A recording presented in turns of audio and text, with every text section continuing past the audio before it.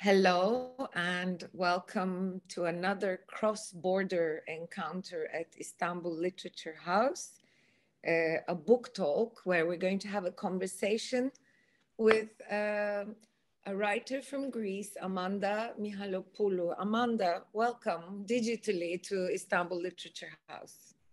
Thank you for having me. It's wonderful having you.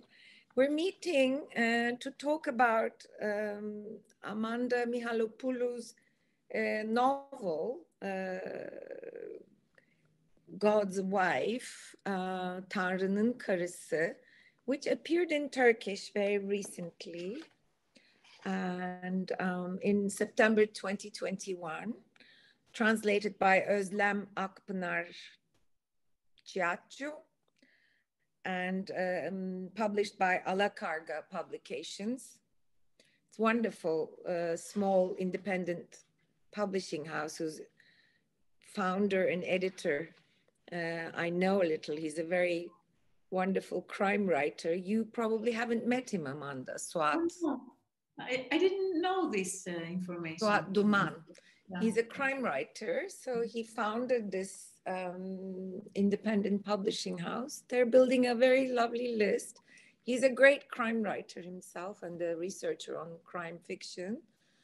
And I asked him why he chose this book, and he said, because I like choosing provocative books, out of the ordinary books definitely from Greece, and finally, you know, the tipping point would be if it's a woman writer, then we go for that, he said. So it's wonderful.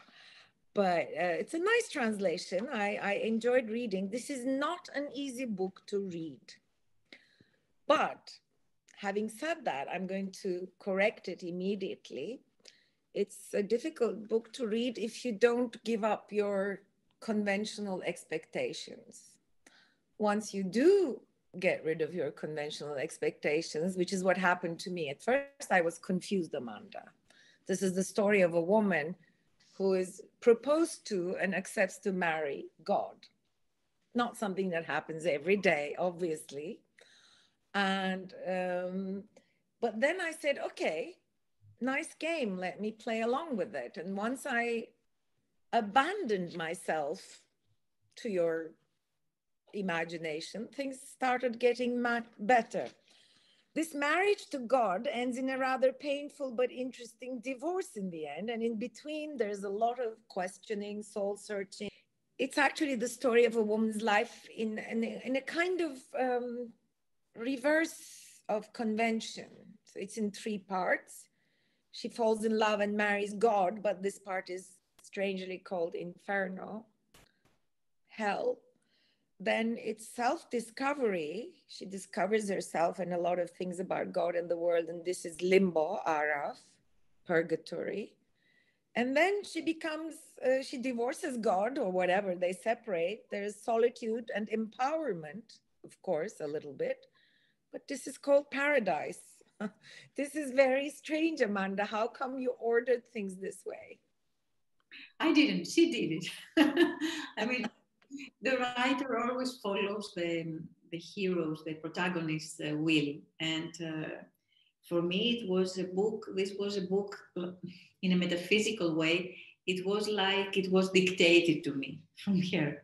It happens, I think, a lot with this kind of protagonists who are unconventional, as you said. You have to follow them, and despite what you would do or what a normal person would do. And this procedure that we all call the suspension of disbelief, that we go into the work of art by letting go of ourselves and our beliefs and see what happened, is the same that made me follow her through the book. So I imagine it all started with this kind of questions, what if, these very basic questions. What if God existed, and what if God had a wife also? And then I started imagining a girl who wouldn't know anything and who would have this strange proposal from an angel to become the wife of God, and then from God himself. And that she would agree to this proposal, and what would happen afterwards. And what happens afterwards is quite dramatic. Yeah. This is a kind of narrative where there are quite fantastic passages, also a lot of philosophy and theology. But to begin with, I thought this was about writing and narrative in the sense that she says right at the beginning that having lived with God who has created everything from nothing, now for the first time I'm creating something myself. And then she says, I'm creating you. And the you here that she's addressing, I immediately thought, it's the reader, because she's writing something, creating a narrative. So she's also creating the potential reader. She's creating me. So is that a okay way of reading it? That's how I thought it. Of course. I hope everybody can see that I'm talking about the reader who is reading the book. Yes, and this urge to create, and not create in the way we are used to believe that the woman creates, so the children, which is wonderful, but another kind of creation like a godlike creation that art is, to create from nothing, as God created the world. A woman artist who is creating from nothing, her own interpretation of the world and her place in it. Okay. Now, before we get into the really meat of the novel, which is actually a long conversation with God, that's how I read it. A woman loves God, wants to believe in God, and is with God and has a long conversation with him and a life with him. But before that, there are traces of a conventional story, let's say, little indicators that you give us, that this is a young woman who lost her family, possibly to a traffic accident, I'm not sure. She's alone, brought up by her aunt who's religious, and she draws as a child pictures of God and in the kitchen while her mother cooks. And she plays strange games with her brother. The brother ties her to a tree one day. Maybe it's like she's being sacrificed on top of a hill. There are all these sort of little religious motifs, but finally there's deluge and there's rain, and an angel comes and saves her and takes her to God, but she's also shut up in a room and there are cuts in her wrists. I was wondering if this is the story of a girl who was put in maybe a hospital, an asylum, because she was not feeling great, and maybe she wanted to kill herself because she was alone. And in all these intense experiences for a young person, she looked for God and found her. This is the conventional beginning of the story, which then doesn't exist at all. But am I going in the right direction? Yeah, there's no right and wrong. I think I accept this interpretation that you give. Yes, she may be a crazy girl. What is interesting to me more is not this part of reality, is how she lives inside herself and inside her mind, and what she does, what she makes out of her story, the story she tells herself. If it's a delusion, yes. For me, no, but I've heard this interpretation a lot also. And if it's a real life, what is real life anyway in this? Exactly. So whatever road you take, for me, the important is that you stay in her mind, in her heart, how she approaches her own reality. And this reality is about being in a mystical place with someone who knows everything.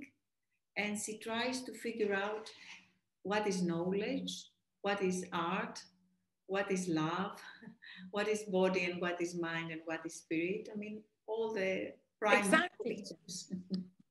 She launches into a fantastic, wonderful experience. Exactly. What happens afterwards, what I said were the little conventional details. It doesn't matter whether they're true or not. But then she lives through a kind of passion, very akin to what I suppose religious discourse calls the passion of Christ, or any kind of emotional religious passion. We are told by her a very passionate account of what she has gone through. So it's like a little bit like, it reminds you of all these women, not only in Christianity, but in Islam as well, because there are all these Sufi women, or who like to, who have Sufi teachers and want to, progress in the levels of leaving the self behind and joining God in a pure love. I suppose most religions have this, the losing of self in the love for God, the mystical union. But there are a lot of women writers in Christianity, in Sufi Islam, who have left us accounts of their love for and union with God. Were you thinking at all about that aspect of our literary legacy? You mentioned one of them. Marguerite Porete. Yes, this is wonderful. I mean, these texts, I love these texts. They are so passionate. And who was she? Who was she?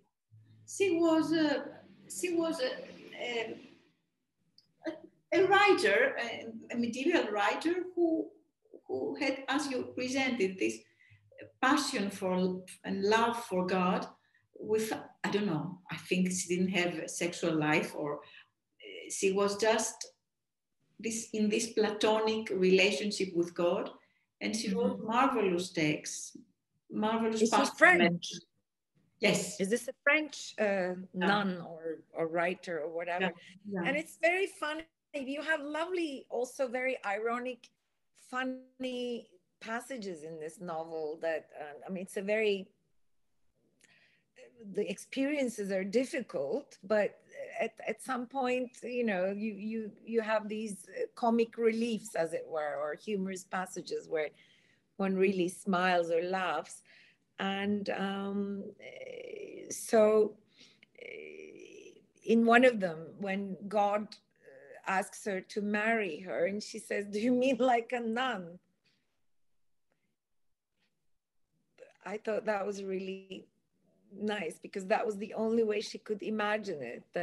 But she's not a nun, is she? She's not someone who readily gives up herself.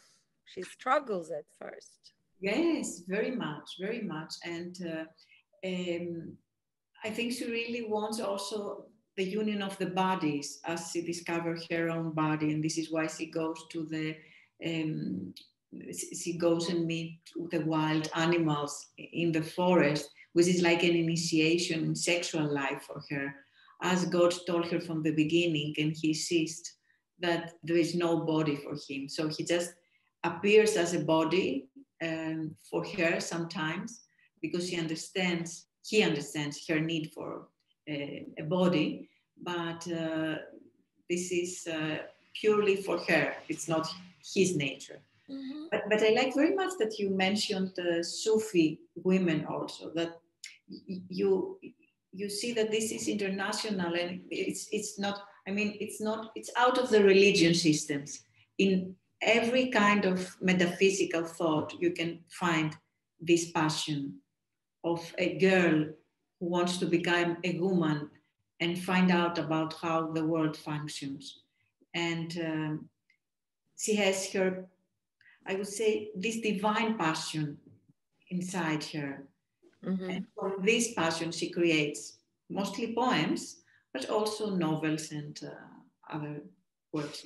That's right. Yeah, the search for the love of God, for mystical union is very prominent in most cultures. It's not sort of particular to Christianity at all, as you said. And But also, I want to stress out here that it's not only God. I would like to see also God as a metaphor for a man. So we have here a couple. We have here a couple of an older man and a younger woman.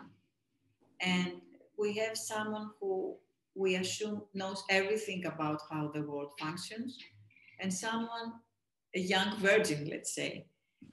And so I would like the readers to follow this metaphor also. mm-hmm. Like a fairy tale for adults, let's say. How a couple evolves in time, and what it means to live with someone for many years, and what is marital life, and what happens when you're bored. Are there soulmates? I mean, all these questions that we have in everyday life, I would like to find their repercussion and their reflection in the novel. For me, at least, it was like that when I wrote it. And I hope that the readers also think about the couple life when they read the book. That's right. And because initially it's an unequal relationship. Like a lot of marriages are, right? And especially since we live in a patriarchal culture in the world, mostly when young women get married, it takes them a long time to feel equal to their husbands. I mean, there are exceptions, of course, if it's a professional, educated, etc. woman, but still in patriarchal culture, it's not a very easy thing to do. And she starts out very unequal and she ends up equal with God. We'll come to that in a while. I found that very moving. But before that, it's just this humor that really also was very attractive to me. That in this very serious, passionate narrative of a young woman growing older, finding about the world, relationship, God, etc. She also wants to write, but in God's realm, writing is not looked upon very positively. I mean, God doesn't, there are no pens, there are no papers. She wants a pen. And there's this scene where she wants a pen and pencil and wants to express this to the angels who are sort of, taking care of her.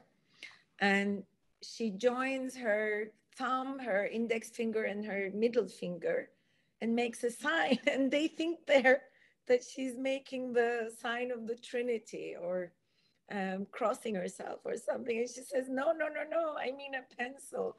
I thought that was a really lovely scene, but pencils are not used in God's realm. So she starts writing secretly. I thought that was a wonderful motif. Yeah, I mean, everybody needs a secret. I'm very fond of secrets in life. I mean, you have your own garden that you cultivate. It's something, it may not be much, but it's something personal. And because everything is so public now, with social media, with everything, to have something private, I think it's really nice. And for but her, she starts writing secretly. She starts writing secretly because God doesn't love the writing at all. He likes her as a narrator. This is why he asks her all the time to narrate funny stories to him. Exactly. He likes listening to her. He likes her language. And he likes humor also. He doesn't have... like Shehrazad, isn't it? In the 1001 Nights. Yeah. It's a bit like Shehrazad. She has to tell him stories, but she's not a obedient, simple girl. She asks questions. She wants to know why everything is the way it is. And it's lovely because then they start talking about philosophy and existence and the meaning of life. And God says to her, there are these lovely lines you wrote, you know, he says, there's no mystery, there's no explanation. But she wants an explanation. So they start discussing, and God likes reading philosophy, cosmology. He loves history of art, but he doesn't like fiction. He doesn't like children's stories.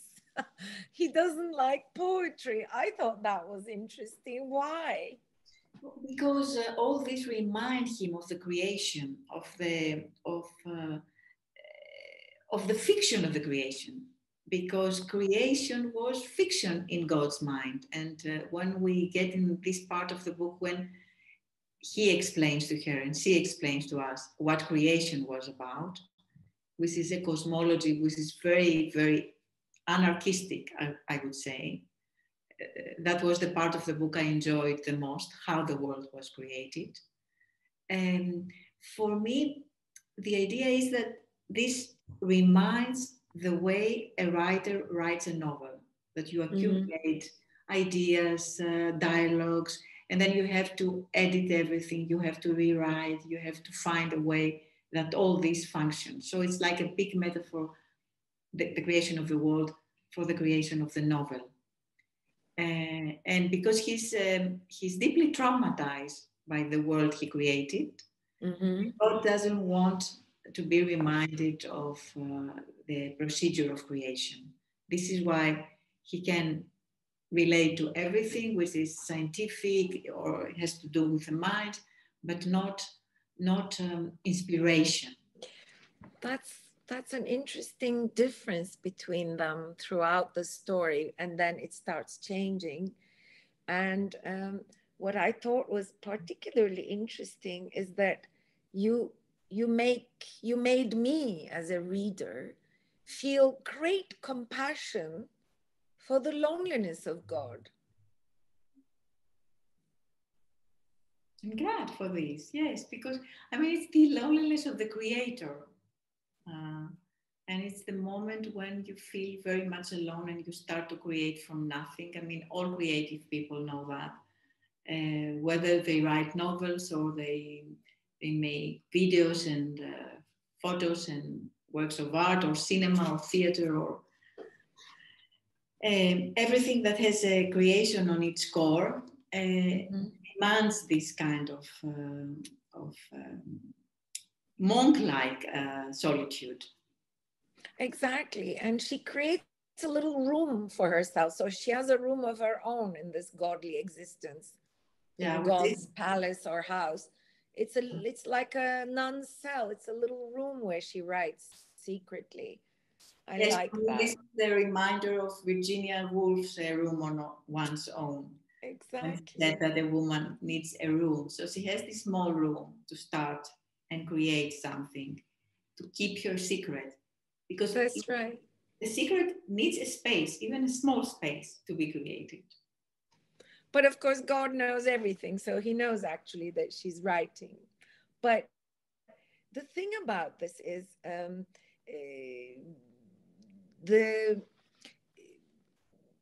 when they start discussing about the meaning of life, and he says, well, there's no meaning. Life is just itself. You know, there's no mystery, no explanation.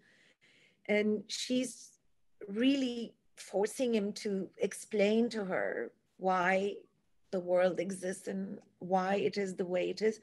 And she starts getting depressed. So God suggests, or they go together on a journey into the human world. So a little past the middle of the book, after they spent about 10 or more years together, God as the husband and the girl as the wife, and she's maturing slightly, going through all these passions, first the sexual, then the emotional, then the mental, etc., and learning things.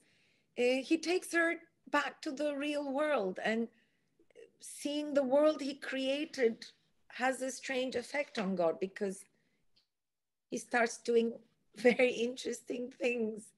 They play chess, They ride a motorcycle. God has vertigo. He doesn't like high places. I thought that was really nice, a nice humorous touch. And he does Tai Chi. And suddenly he finds himself in a international great big bookstore, and God starts reading fiction. That's an interesting turning point in the book. He discovers Don Quixote, and then the two of them start in their hotel room or their apartment just reading, doing nothing else. I thought that was really beautiful.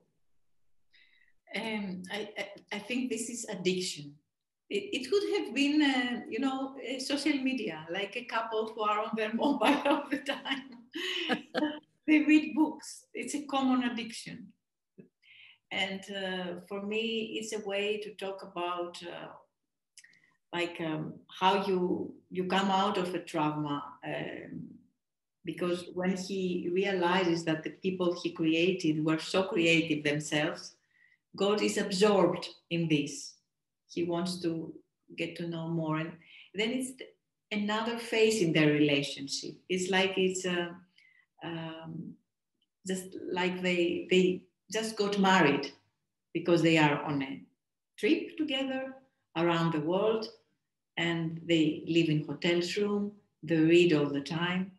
But of course they do everything in excess, and there comes a time when the room and everything around them is so full with books that they cannot do anything of the thing you can do in a room. Go to the toilet or have a shower. For the exactly. Woman. And eventually the woman has an accident. Yeah. Because of too many all the books over her. Yes. Am I right in thinking that once God starts writing reading fiction and sees the creations of his creations, and the heroine, the nameless heroine, she doesn't have a name, is so interested in narrative and fiction and writing. She's writing herself all of this to us, the reader. Suddenly, or gradually actually, the relationship between them starts becoming more equal. Am I right? I don't know. My point of view is a bit different. I think she's just demanding to be his equal, but he is not giving her that. So the way for her to ask for equality is to leave him, to go out of the room and disappear for 3 days and 3 nights. Also, it's like a fairy tale again. But then she comes back. And when she comes back, this is the moment in the book where he decides to tell her how the world is created. Mm-hmm. And after that, because he gives her something that hasn't given to anyone else, you may call it equality, yes, for that special moment, then she demands to continue like that and to write her book and to do something with her book. And this is the crucial moment where he says, it's either the book or me. You have to decide. And exactly. She decides that the book is more important to her. That's a very interesting negotiation, isn't it? Very difficult. Because a very difficult negotiation. Unlike the medieval mystics, she doesn't go for the union with God because she likes the independence and freedom of her own creativity too much. And God has already said to her that the most precious thing about human life is freedom. The freedom to choose. No. And am I right in thinking that at that point he starts letting her go? Yes, of course. So this is the beginning of the divorce. Yes. Between God and his wife. It's a punishment, right? It's his punishment to her. Because the idea is, okay, you want to have the book, then go and live into the book. And this is when the book becomes a matrix and the vertigo starts for her because she's trapped and prisoned into the book. And this is when we realize by the end of the book that what we have read is like something that starts and finishes and starts again and again, because it's her prison. The book is God's wife prison. Yeah, it's circular. Yes. Someone says at some point that, you know, the basic principle or meaning of human life is I revise, therefore I am. I redo, I recreate, I decreate, then recreate. I mean, there's something circular, but also a kind of freedom about human life, a kind of maybe negative freedom. I don't know. What do you think? Yeah, I think, and this for me that was the important thing. I don't know if I managed to do it. I wanted to create a book that would be a vortex, like really would create this kind of vertigo, that when you arrive at the end of it, you understand, you read the last phrase, which is also the beginning of the book. The beginning, exactly, exactly. You have made that. I was going to come to that. But before that, can we please, this was purgatory when God and his wife, our heroine, go through the world experiencing fiction and discussing books. And then he gives her this gift. But then she imagines how he created the world. She has this outlook now. She can write it from a more, let's say, authoritative or free or imaginative way. And this is the beginning of the section, the third section, Paradise, where she's actually writing about how God created the world, her version of it. And the first two paragraphs, can you read them to us? And then I'll read it in Turkish. Sure. Please. A darkness as deep as God's inertia. Statically, he cogitated without images, without words. All he knew was darkness and solitude. He wanted nothing more, for he did not know how to want. It all began when a yellow flare tore through the benighted chaos. What was it? Where did it come from? We will never know how that beginning came to be. Whether it was God or chaos itself, for God and chaos are one. In the wake of that first flare, he invented a yellow lamp and hung it in the darkness. Now that he could see, he invented dramatic bursts, volcanic eruptions, lightning bolts, meteorites blazed through the night. Hungering for a longer lasting light, he made the sun. If he'd known how to weep, he would have shed tears of joy for its fiery brilliance. But all that darkness had turned him inward. He created clouds to externalize his brooding. That's wonderful. I'm just going to read a slightly shorter bit of it in Turkish. I'm looking forward to this. Really, it's the first time I will listen to this in Turkish. Okay. How wonderful. So this is how it goes. Tanrı'nın hareketsizliği kadar derin bir karanlık. Görüntüler ya da kelimeler olmadan düşünüyordu. Tek bildiği karanlık ve yalnızlıktı.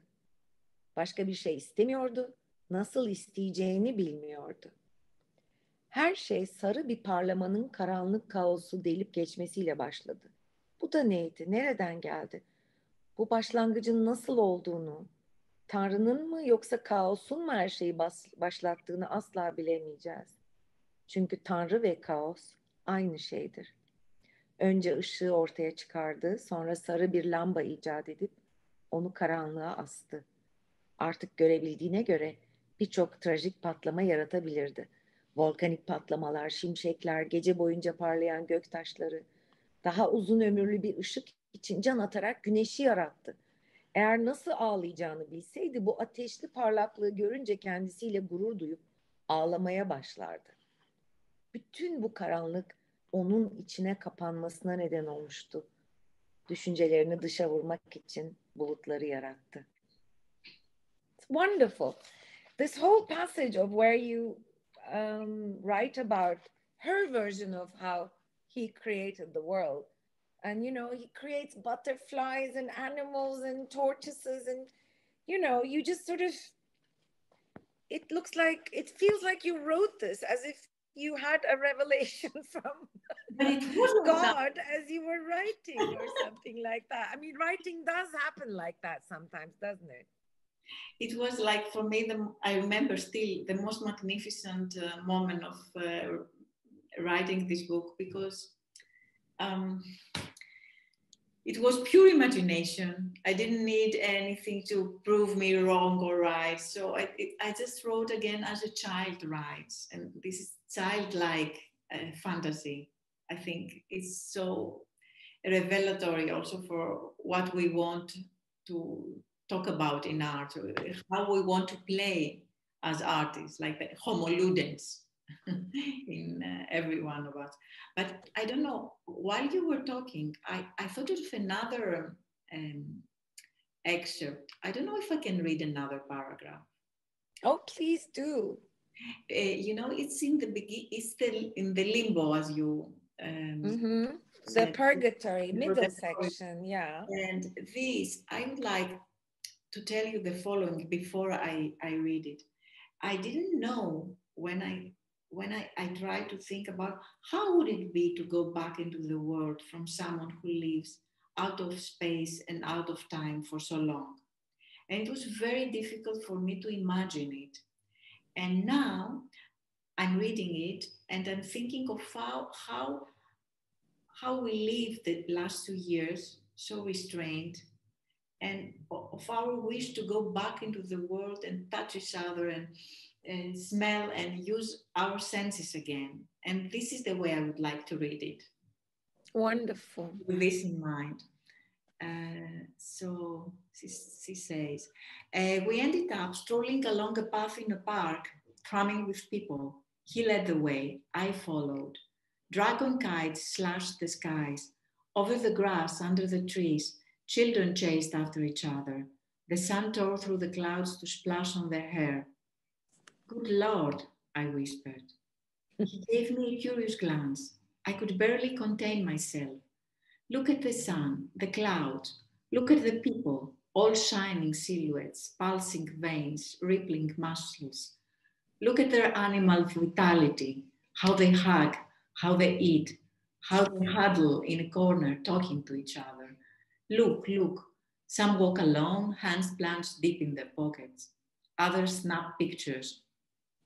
Look at the groundskeeper over there, at the long, slow swish of his broom. Look at that man smoking.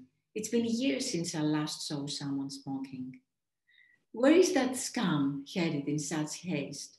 Schoolboys, I know that gate well. There's a woman holding an umbrella to shield her face from the sun. Do you see that lot with the beers over there? Soon they'll be completely drunk. Most of all, I enjoy the girls walking in pairs. You can almost feel the buoyancy, the vigor of their limbs. Sweat like dew at their necks. So for me, when I read it again, looking for some extracts to read, I don't know why I stopped there. And I thought, okay, this is what it means to go out of the world for a long time and then go and look again at people, at their bodies and how they move. And this was a revelation that came from a text that was written more than 8 years ago. That's wonderful. Well, then, of course, after all this experience, yes, God wants her to make a choice, and she chooses writing. She chooses the text. So as punishment, he imprisons her inside a text. So she becomes the text herself. She loses the reader, or at least she says to the reader, well, you know, God protect you. Here I am. I'm just doing something. In the beginning of the book, you say marriage is almost like an act of faith. And then at the end of the book, I sort of realized that probably writing is an act of faith, an even bigger act of faith, isn't it? Yeah, I totally agree with this perception. Especially, I mean, when you first write, when you're a young writer, and what propels you to write is your own energy, this thing that you have so much to tell.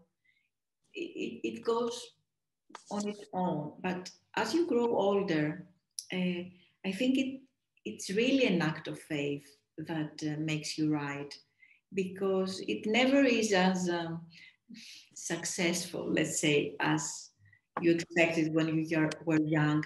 And the kind of reward that comes out of it is not so direct anymore. So only if you believe in this and if you really want to do it, you continue doing it.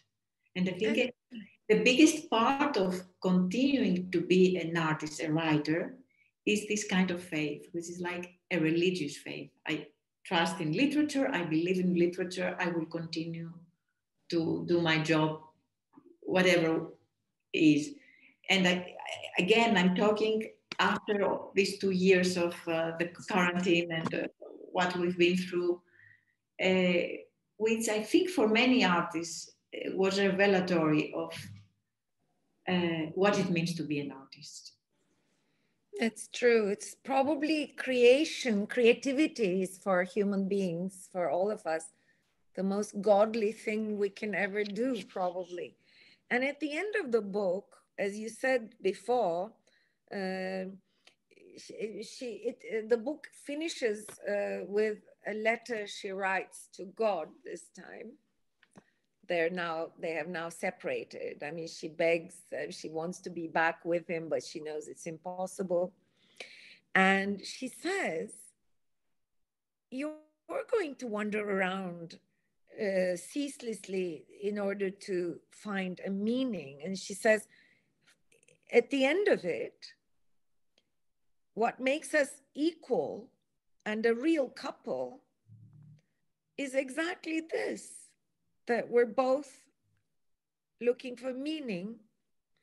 And she says, instead of staying with you and living in doubt, I'd rather look for the answers and be without you. So it's not an unhappy parting with God. It's everybody goes their own way. She chooses to create as well, but in her own human limited way, maybe not the other absolute way. But now they're equal. I like your interpretation a lot. She's, as a woman, as a human being, she's empowered. Yes, for sure. Yes. Is that a right way of looking at it? I mean, there's no wrong way of reading a book, maybe, but. No, I just said I love this interpretation, and it's also very optimist. Yes, because I thought of her like in a prison, so that she couldn't have everything. But you're right, it's also the choice, the importance of choosing what you want when you can't have everything. The happy marriage and the creation. It's interesting that they're more together in separation. That's also an interesting thought. Yes, yes. And we wouldn't know of all this if the separation didn't exist. The book wouldn't have been created. Exactly. And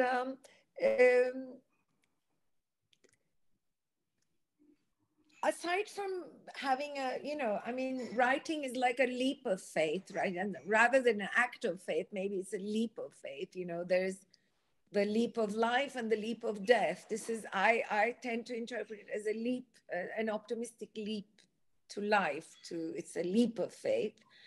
But aside from believing and having faith in writing and creativity, do you have a faith of your own? I mean, did you grow up in a religious family, or how was it for you? I grew up with both. My father was very religious. He went to the church. He also sang in the church. My mother, not at all. So I had it both ways. And the interesting thing is that none of them try to take me under their own ideas of the world. So they just discuss in front of me, and I listened. So I think I could have both sides in me. And I wasn't Christian in a narrow way of thinking. I didn't go to the church, but I have a very metaphysical thought. I believe there is something which is bigger than us, a creative force. I don't have a name for it, but I've seen it in my life also. It's a revelation, I mean. And you can call it energy, you could call it God or whatever, give the God a name, but I think it's the same, basically the same thing, yes. I agree with you, actually. I have something like that too, almost my own faith in the energy of the universe, in the connection of everything. But I'm going to do something strange now, a bit like your book, because your book ends almost where it begins, but of course in a completely different dimension. So it's a spiral, circular book. It's a wonderful aspect of the novel. And I'm going to do something similar, equally strange. I'm going to do something I should have done in the beginning and introduce you, dear Amanda, to our viewers. I did not do that in the beginning. Amanda Michalopoulou is the writer of 8 novels, 3 short story collections, many children's books, but as well as fiction, she's also a playwright, a theater writer. And you and I met back in July in Athens, Amanda, through a common friend.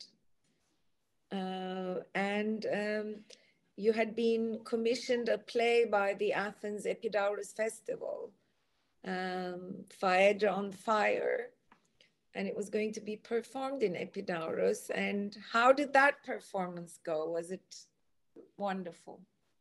It was so different from everything I've ever done, because as we said before, the writer writes in loneliness, and that was the less lonely thing in a writer's life. I mean, to prepare something for the theater. When you write it, you're alone. But when a director takes this in their hands and creates something out of it, it's magic. It's for me, it was really something new. And even in the things that you don't agree or are different from how you conceive them, it's again like meeting your readers with other ideas about the text, their own projections, which is always so interesting. That's true.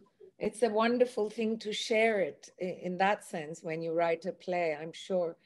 But tell me something.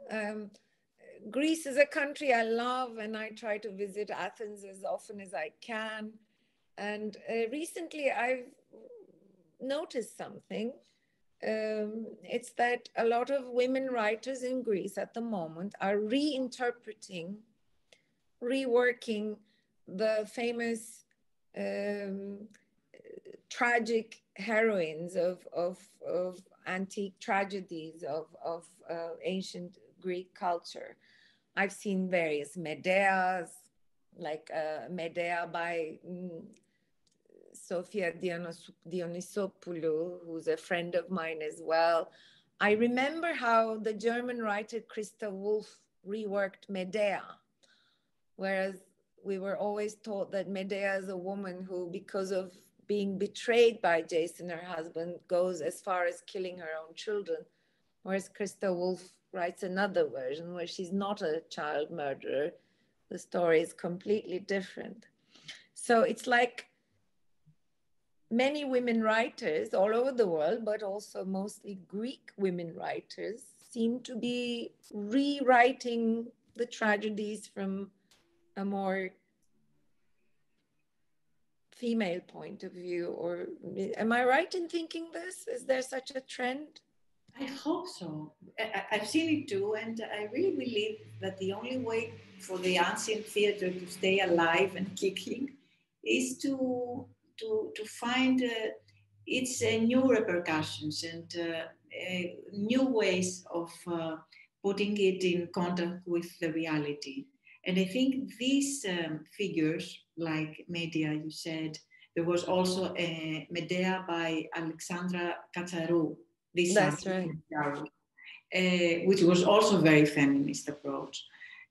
So doing this, I think it's a real rejuvenation of these heroines, because let's not forget that they were written by men.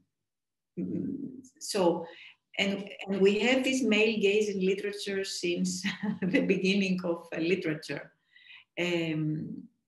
Sometimes I'm thinking, how would Madame Bovary present herself if it wasn't Flaubert, but it wasn't a woman writing the story? I don't mean that it's not good. It's a wonderful novel, but we need urgently the female gaze on this, because a female gaze will change also our gaze at ourselves.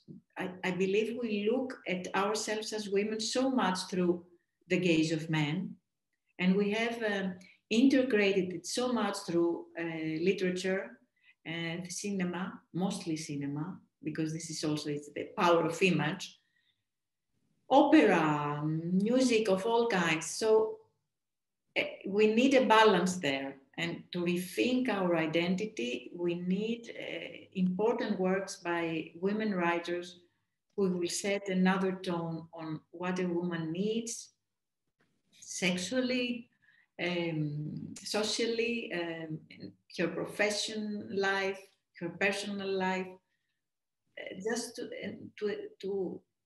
to have a new vision of what it means to be a woman today. That's right, exactly. And talking of film, I think God's Wife would make an excellent movie, don't you think? I would love to see someone who would be interested in this, especially. Have you had any propositions? No. Okay. But what was the reaction to the book in Greece? I mean, were there sort of very serious male theologians who said, what have you done, naughty woman? No. What was the reaction? But I think this kind of men wouldn't read my books. So this is why they didn't have any reactions. But you never know, if someone pointed to them, look at this book, this is written by a woman, it's a catastrophe for sanity, then there would be problems. But it was really low and more literary, so I didn't have this kind Okay. So the Orthodox Church wasn't shaken by this book, or isn't yet. It's still going to happen. Yes, as we say, they don't know it yet. Who knows? And I'm sure for every writer, being translated gives their book a new life. What did it feel like being translated into Turkish? For me, especially in Turkish, and especially this book, as there is also this Orthodox religion tradition behind, it's very interesting. So I would love to hear about how Turkish people would react to this book. And I'd love to see reviews or what they think about it. But it's really important for me that it was especially translated in Turkish. Now, there is an idea about an Arabic translation. If this happens too, it would be lovely. I mean, because I want to see the book, how the book reacts out of the common territory of, this theology, as we put That's it. Right. I mean, there's a lot of philosophy in the book. I mean, there's, God likes Leibniz. God likes Nietzsche. Even though Nietzsche has declared God is dead, but there's this funny, when she escapes God, and she's going in the wilderness or going through cities in these 3 days when she runs away from him. She declares to everyone, I'm sorry, let me tell you, God is dead, because she's so angry with him, but then she comes back. So there's Nietzsche, Leibniz, and all sorts of philosophers, St. Augustine. It's a wonderful sort of philosophical treatise, this novel as well. Yes, for me, theology is a new theology, is the oldest theology, let's say. How to think about the world and what is our place in the world and all this. This is and it fits to every different culture also. This kind of primordial questions: why we are here and what we have to do in this life, and how can we be better persons, and what about ethics, and what about freedom. All these very basic questions about human life.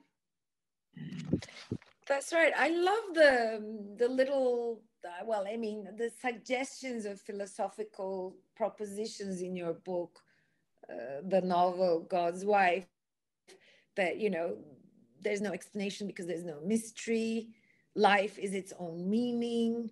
There are sort of wonderful passages or sentences or phrases that I really found the book made me realize that it's only our love of life and our attachment to life and the things that we want to do that make life worth living. And if you want to think further, yes, by all means do, why not? But there's no reason to sort of really bang our heads against the wall like the heroine does at some point at the beginning of the journey.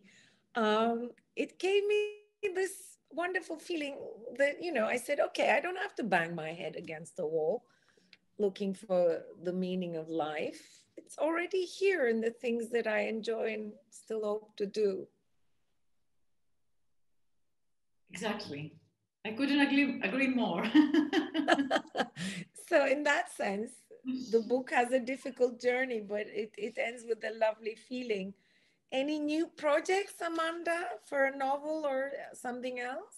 Yes, I have two new projects the last 3-4 years, and I work on them simultaneously. It's a novella and a novel. The novel is about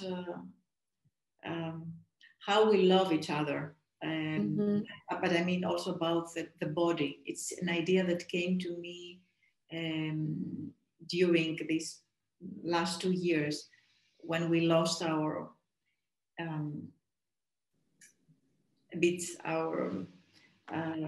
taste and smell and all this. And with the Zoom, I felt that we looked at people just like a facade, and we forgot the three-dimensional body. So I wanted to recreate the feeling of the three-dimensional body in the book. But of course, it's very difficult without real bodies. No, but that's a wonderful idea. And I have now a residency in the house of Dora Maar in May, in La Provence, in France. And I hope that this month will boost me to the right direction to go into the books again, yes. You're quite a butterfly of residencies, aren't you? You were in Iowa and lots of other places. You're quite a traveler. I was a traveler. Now I hope I will become a traveler again. Yes. To tell you the truth, the first time I traveled again was 2 weeks ago. I went to Cairo for the International Book Fair because I had another book in Arabic translation. And for me, it was like I washed my eyes again in holy water because it was so wonderful to look.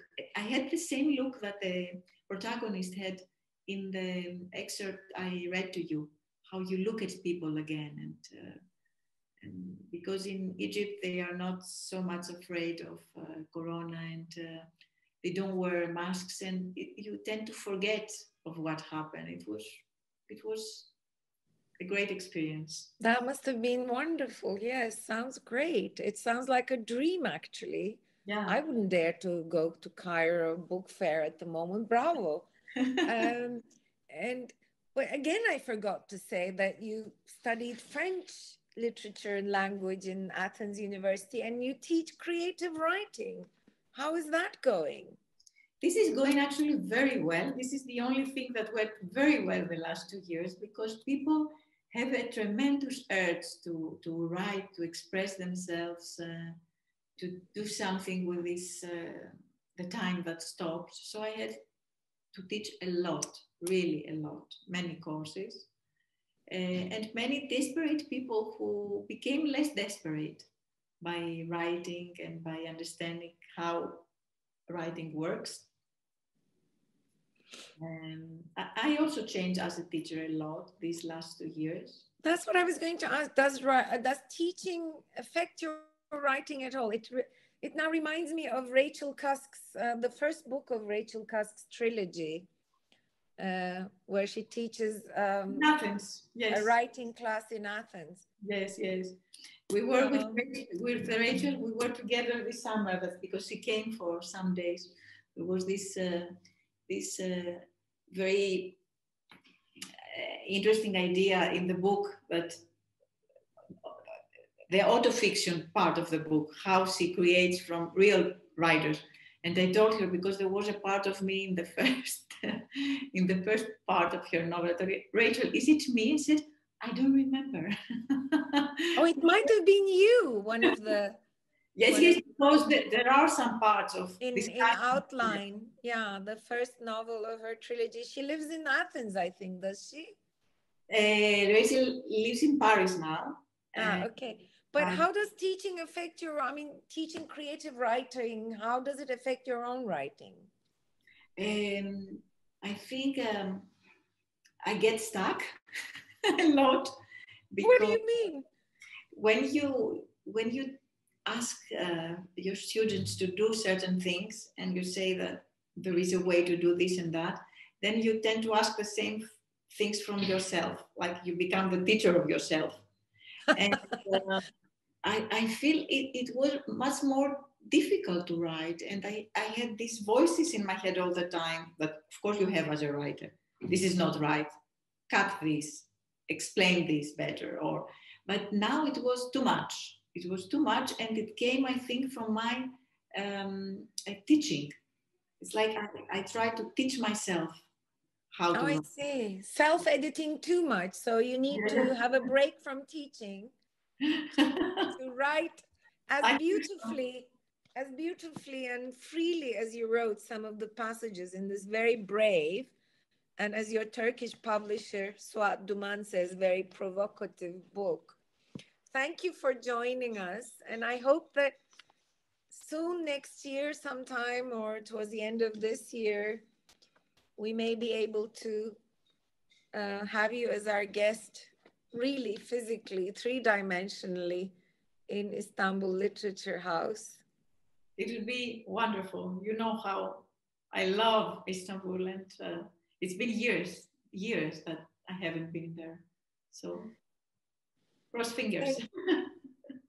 Yes, Makari, inshallah. Thank you very much, Amanda Michalopoulou. Thank you, Nilüfer. Thank you for this wonderful discussion. It was a real pleasure. And thank you to all our viewers. Since this was a pre-recorded conversation, unfortunately, you won't be able to ask questions to Amanda, but the conversation will continue, I'm sure. And a wonderful evening and many healthy days to everyone. Goodbye. Goodbye.